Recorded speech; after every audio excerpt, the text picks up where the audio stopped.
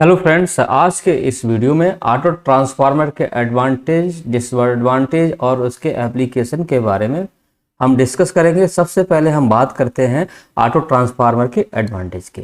दोस्तों, auto transformer का सबसे बड़ा एडवांटेज ये होता है कि ये एक बहुत ही छोटे साइज का, स्मॉल साइज का होता है।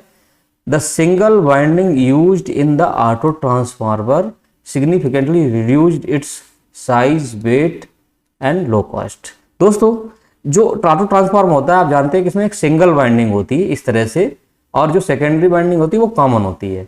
और दोस्तों, जब सिंगल वाइंडिंग है इसलिए इसका साइज भी छोटा हो जाता है, और जब साइज छोटा है तो इसका वेट भी कम हो जाता है। और इसमें जो कॉपर वाइंडिंग है वो भी कम यूज होती, कम कॉपर यूज होता है, और जिसकी वजह से इसमें इसकी कॉस्ट भी कम हो जाती है। दोस्तों, आप जानते हैं कि जो हमारा नॉर्मल ट्रांसफार्मर होता है उसमें दो वाइंडिंग होती है, एक प्राइमरी वाइंडिंग होती है और दूसरा हमारा सेकेंडरी वाइंडिंग होती है। लेकिन ऑटो ट्रांसफार्मर में एक ही वाइंडिंग होती है, तो यहाँ पर आप जानते हैं कॉपर कम यूज होगा, तो इसलिए इसकी कॉस्ट भी कम हो जाती है। साइज तो छोटा होता ही है और लाइट वेट भी होता है। It is used as a voltage regulator. Auto transformer का यूज वोल्टेज रेगुलेटर की तरह भी किया जाता है, और the voltage regulation is much better than the two winding transformer because of the elimination of the losses in the second winding. दोस्तों, normal transformer में दो वाइंडिंग की वजह से इसमें वोल्टेज ड्रॉप ज़्यादा होता है, और जब वोल्टेज ड्रॉप ज़्यादा होगा तो इससे क्या, इसका जो रेगुलेशन है वो कम हो जाता है। लेकिन ऑटो ट्रांसफार्मर में एक सिंगल वाइंडिंग होने की वजह से इसका वोल्टेज ड्रॉप इसमें कम होता है, और जिससे इसका जो वोल्टेज रेगुलेशन है वो अच्छा होता है। ये तो कुछ इसके एडवांटेज हो गए। इसको हम आसानी से एक जगह से दूसरी जगह पर आराम से हम इसको शिफ्ट कर सकते हैं। इसको यूज करना काफ़ी इजी होता है। और दोस्तों, ऑटो ट्रांसफार्मर सिंगल फेज और थ्री फेज के भी आते हैं। दोस्तों, ऑटो ट्रांसफार्मर क्या होता है, इसकी वर्किंग, कंस्ट्रक्शन, इन सभी के ऊपर हमने ऑलरेडी वीडियो बनाया हुआ है। आप चैनल पर विजिट कर सकते हैं या फिर आई बटन पर क्लिक करके वीडियो को देख सकते हैं। इसके बाद दोस्तों हम देखते हैं, कुछ फिगर है, आप देख सकते हैं यहाँ पर। ये हमारा ऑटो ट्रांसफार्मर का इंटरनल पार्ट है। यहाँ पर ये कुछ इनपुट और आउटपुट टर्मिनल होते हैं, यहाँ पर हम वायर कनेक्शन को करते हैं।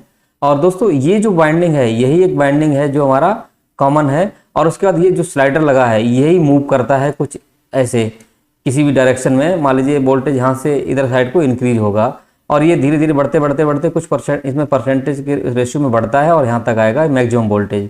तो दोस्तों, जो ये स्लाइडर इसका देखिए, आप ये वायर देख सकते हैं, ये वायर कनेक्टेड है, और यहीं पर हमारा आउटपुट मिलता है, आउटपुट। और इसमें नीचे वाले टर्मिनल होते हैं हमारे इनपुट होते हैं, तो एक टर्मिनल इसमें कॉमन होता है इनपुट आउटपुट दोनों के लिए। तो दोस्तों, इस तरह से ये वर्क करता है। और ये देखिए यहाँ पर पूरा बताया गया है कि किधर क्या क्या है, ABC टर्मिनल अलग अलग इसकी मार्किंग की गई है। तो दोस्तों, अब हम इसके बारे में बात करते हैं, इसके डिसएडवांटेज के बारे में। और दोस्तों, सबसे पहले ये देखते हैं कि इसमें जो है एक ही वाइंडिंग है, तो इसलिए साइज भी कम है, छोटा है, हल्का है, और कॉपर भी कम हो रही है, इसलिए सस्ता है। लेकिन जो हमारा नॉर्मल ट्रांसफार्मर होता है साइज में बड़ा होता है। अब दोस्तों बात करते हैं इसके डिसएडवांटेज की। तो देखिए दोस्तों, इसमें आइसोलेशन नहीं होता है। इस ट्रांसफार्मर में हम एज ए आइसोलेशन में यूज नहीं कर सकते, लेकिन जो हमारा नॉर्मल ट्रांसफार्मर होता है, जो आइसोलेशन ट्रांसफार्मर होता है, उसमें आइसोलेशन होता है। इसमें एक दूसरा सबसे बड़ा डिसएडवांटेज है मोर करंट ड्यूरिंग फॉल्ट। मान लीजिए अगर कोई फॉल्ट आ गया है तो वहां पर इसमें, क्योंकि इसमें जो है, जो हमारा नॉर्मल ट्रांसफार्मर होता है, ये वाला जो ट्रांसफार्मर होता है, ये इस टाइप का जो हमने बताया है, तो इसमें क्या होता है, फॉल्ट आने पर नॉर्मल ट्रांसफार्मर में ज़्यादा इम्पीडेंस की वजह से उसमें करंट कम फ्लो होगी।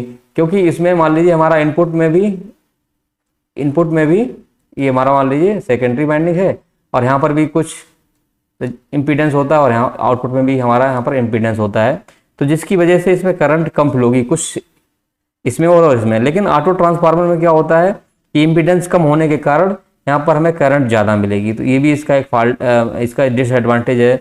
दूसरा ये कि वायर ब्रेक होने पर हाई वोल्टेज मिलेगा आउटपुट पर। मान लीजिए यहाँ से ये तार टूट गया, ब्रेक हो गया, तो पूरा का पूरा वोल्टेज वायर ब्रेक होने पर हमें फुल वोल्टेज आउटपुट पर आ जाएगा, यहाँ पर फुल वोल्टेज आ जाएगा यहाँ पर। तो ये इसका डिसएडवांटेज है। Not economical for less voltage ratio. अगर इसका लो वोल्टेज पर हम वर्क करेंगे, यूज करेंगे ऑटो ट्रांसफार्मर को, तो ये इकोनॉमिकल नहीं है।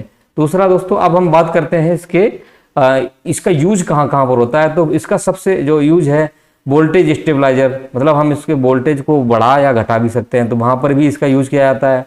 टेस्टिंग में जैसे कि हमारी जो लैब होती हैं जहाँ पर हम एक्सपेरिमेंट परफॉर्म करते हैं, लेबोरेटरी में जो कॉलेज होते हैं, इंजीनियरिंग कॉलेज जहाँ पर ITI पॉलिटेक्निक उन सभी में, या हमारी जो रिसर्च लैब होती हैं रिसर्च एंड डेवलपमेंट में, वहाँ पर भी इसका यूज किया जाता है। टेस्टिंग, इलेक्ट्रॉनिक्स डिवाइस को जो हम रिपेयर करने के बाद उनको हम टेस्ट करते हैं तो वहाँ पर भी इसका यूज करते हैं, क्योंकि अलग अलग वोल्टेज की हमें रिक्वायरमेंट होती है। लाइन वोल्टेज ड्रॉप कंपनसेशन के लिए, जब लाइन वोल्टेज में जो ड्रॉप हो जाता है, जब हम एकदम से उसको जब कनेक्ट करते हैं तो वहाँ पर उसको हम कंपनसेट करने के लिए भी इसका यूज करते हैं। इससे हम एडजस्ट कर सकते हैं, वोल्टेज को बढ़ा सकते हैं। Temperature adjustment in resistance type heater, बहुत सारे ऐसे हीटर होते हैं जहाँ पर हमें उनका टेम्परेचर एडजस्ट करना होता है, तो वहाँ पर भी हम इसका वोल्टेज बढ़ा के उसका हीटर को रेजिस्टेंस को हम टेम्परेचर को हम इसका एडजस्ट करते हैं दोस्तों। उसके बाद इसका इंडस्ट्री में तो यूज होता ही है बहुत सारी जगह पर, स्टार्टर वगैरह में आप देख सकते हैं कि पैनल है, तो ये 3 फेज ऑटो ट्रांसफार्मर लगा हुआ है यहाँ पर इस तरह से दोस्तों। और फॉर स्टार्टिंग ऑफ मोटर, इससे हम सिंक्रोनस मोटर या दूसरे जो मोटर हैं उनको भी हम स्टार्टर में इसका यूज किया जाता है।